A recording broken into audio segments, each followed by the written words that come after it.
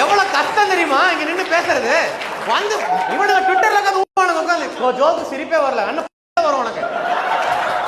நான் இவ்வளவு திட்டதே இல்லை ஒருத்தர். நான் பேர்ல சத்தியமா திட்டினதில்லை யாரையுமே. இப்படி எப்படி வரும் உனக்கு?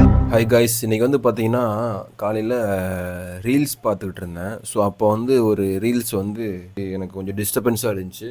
ஸோ எல்லோரும் அந்த ரீல்ஸ் பார்த்துருப்பீங்கன்னு நினைக்கிறேன். அந்த ரீல்ஸ் காட்டுறேன் இருங்க ஒரு நிமிஷம். அந்த ஃபுல்லாக போட்டால் ரொம்ப ஆக்வர்டாக இருக்கும். அது ரொம்ப பேட் வேர்ட்ஸ்லாம் யூஸ் பண்ணுவார் அவர். ஸோ இவர் தான் அவர் ஒரு ஸ்டாண்டப் காமெடியன். இவர் ஆக்சுவலாக அவர் பாருங்களேன், அதை மியூட்டில் எடுத்து விட்டேன்னு வைங்க, அவரே மியூட் பண்ணி தான் இருக்குது. ஸோ இவர் வந்து பார்த்திங்கன்னா ஒரு ஸ்டாண்டப் காமெடின்னு. இவர் வந்து அந்த ஷோ நடந்துக்கிட்டு இருக்கும்போது வந்து பார்த்திங்கன்னா அவருக்கு அந்த பேட் வேர்ட்ஸை யூஸ் பண்ணி ஒரு மாதிரி ஒருத்தரை வந்து இது பண்ணியிருக்காரு. அவர் ஏதோ மொபைல் ஏதோ சம்திங் ஏதோ நோண்டிட்டு இருக்காருன்னு நினைக்கிறேன்.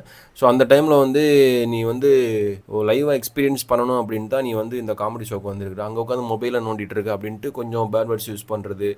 இவர் வந்து ஏற்கனவே ட்விட்டரில் வந்து இவர் வந்து நிறைய தாக்கப்பட்டிருக்கிறாங்க. அந்த கோவத்தும் அந்த வன்முறையெல்லாம் வந்து பார்த்திங்கன்னா இவர் வந்து இந்த மேடையில் ஆடியன்ஸில் காமிச்சிருக்கிறாரு.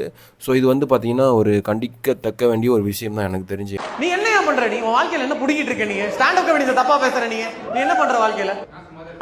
உட்காந்து வேண்டாம்.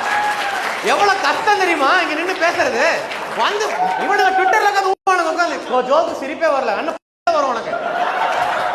நான் இவ்வளவு திட்டதே இல்லை ஒருத்தர். நான் பேர்ல சத்தியமா திட்டினதில்லை யாரையுமே. இப்படி எப்படி வரும் உனக்கு?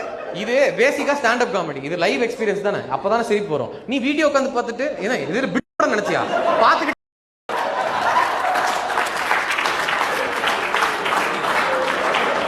This goes for all stand-up comedians and the people who abuse them on Twitter. I love you. So அந்த ஆடிட்டோரியத்தில் வந்து பார்த்திங்கன்னா ஒரு 50-60 பேர் இருப்பாங்களா. ஸோ அவ்வளோ பேர் முன்னாடி வந்து பார்த்திங்கன்னா ஒருத்தரை வந்து இந்த மாதிரி அந்த வீடியோ பாருங்கள், அது பார்க்குறப்பே வந்து நமக்கு ரொம்ப ஒரு மாதிரி அந்த இடத்துல வந்து இருக்கிறவங்களாம் இதை கைத்தட்டி சிரிக்கும்போது வந்து பார்த்திங்கன்னா இன்னும் வந்து நமக்கு வந்து ஒரு அடப்பாவியலா இதை போட்டு ரசிச்சிட்ருக்கீங்களாடா அப்படின்ற மாதிரி தோணும். இப்போது ரீசெண்டாக கூட வந்து பார்த்திங்கன்னா ஒரு ஸ்கூல் ஃபங்க்ஷனில் வந்து ஒரு ஸ்பீச்லாம் கொடுப்பார்ல, ஒரு சின்ன பையன் மாதிரி இருந்து அவர் அரெஸ்ட் பண்ணாங்க. ஏதோ அவர் வந்து பார்த்திங்கன்னா இந்த முன் ஜென்மம் அதெல்லாம் தப்பு செஞ்சனால தான் சிலர் வந்து இந்த மாதிரி இருக்கிறாங்க அப்படின்ட்டு ஒரு ஸ்பீச் வந்து ஒரு 2-3 மாதத்துக்கு முன்னாடி வந்து பார்த்திங்கன்னா ரொம்ப வைரல் ஆச்சு. அவர் வந்து அரெஸ்ட்லாம் பண்ணாங்க இல்லையா கவர்மெண்ட்லேருந்து. அது எப்படி நடந்துச்சுன்னா அந்த டைமில் வந்து பார்த்திங்கன்னா ஒருத்தர் எந்திரிச்சு அதை வந்து தட்டி கேட்டனால தான் அந்த இடத்துல வந்து அந்த ஒரு இஷ்யூ கிரியேட் ஆகி அதுக்கப்புறம் வந்து அது தடுத்து நிறுத்தப்பட்டுச்சு. ஸோ இதை பார்க்குறப்போ வந்து பார்த்திங்கன்னா இதை வந்து யாருமே அதை தடுத்து நிறுத்தணும்னு இல்லாமல் அந்த எதுக்கு வந்தோம், காமெடி ஷோக்கு தானே வந்தோம், அது பண்ணுறதெல்லாம் காமெடியாக இருக்கும் அப்படின்ட்டு நினச்சிட்டு வந்து பார்த்திங்கன்னா அதை ரசித்து கேட்டுக்கிட்டே இருக்காங்க. அவர் வந்து ஒருத்தர் வந்து கெட்ட வார்த்தையில் திட்டுறாரு, கண்ட வார்த்தையில். அது கேட்குறப்பே நமக்கு ரொம்ப இதாக இருக்குது. ஸோ அதை பார்க்குறப்ப ஆடியன்ஸும் கைத்தட்டி சிரிக்கிறாங்க. சிரிக்கிறாங்க அப்படின்ட்டு இவரும் வந்து பார்த்திங்கன்னா அதை காம்ப்ளிமெண்ட்டாக எடுத்துக்கிட்டு வந்து உடனே இவர் இன்னும் கொஞ்சம் அவரை திட்டி அந்த ஒரு ஃப்ளோவில் பேசுவாங்க இல்லையா, அந்த மாதிரி கெட்ட வார்த்தையில் ஃப்ளோவில் பேசினாவோ ஒருத்தர் திட்டினாவோ அது வந்து ஒரு ஹியூமரு அப்படின்னு நினச்சிட்டு அவர் பேசிகிட்டு இருக்காரு. ஸோ அதை கட் பண்ணி யூடியூப்பில் வேறு அப்லோட் பண்ணியிருக்கிறாங்க, இன்ஸ்டா ரீல்ஸில் வேறு வருது. ஸோ இதெல்லாம் வந்து அவர் சேனல்லே வந்துருக்குது. இதை பார்க்குறப்ப இது என்னடா இது அவருக்கே தெரில. ஒருத்தருடைய மனசு கஷ்டப்படுற மாதிரி ஒருத்தர் பேசியிருக்கோம், அதை வந்து அவர் யூடியூப் சேனல்லே அவர் இன்ஸ்டா பேஜ்லேயே வந்து ரீல்ஸாக கட் பண்ணி போட்டிருக்காரு. அப்போ அவர் என்ன மனநிலையில் இருப்பார் அப்படின்ட்டு எனக்கு தெரில. கமெண்ட்ஸ்லாம் கீழே போய் பார்க்குறப்போ வந்து பார்த்திங்கன்னா கழுவி ஊற்றுறாங்க எல்லோரும். ஆக்சுவலாக இவர் வந்து பெருசாக அந்த காமெடி அந்த அளவுக்கு ஒரு ஃபேன் பேஸோ பெருசாக இல்லை போல். ஒரு யூஸ்வலாக ஒரு நார்மலாக ஒரு காமெடி பண்ணுற ஒரு ஆள். ஆனால் ட்ரை பண்ணிகிட்டு இருக்காருன்னு நினைக்கிறேன் பெருசாக ஆகுறதுக்கு. ஆனால் இந்த டைமில் இப்படி ஒரு இது வந்தனால இனிமேல் அவருக்கு ஷோக்கு ஆள் வருவாங்களா அப்படின்ட்டு தெரில.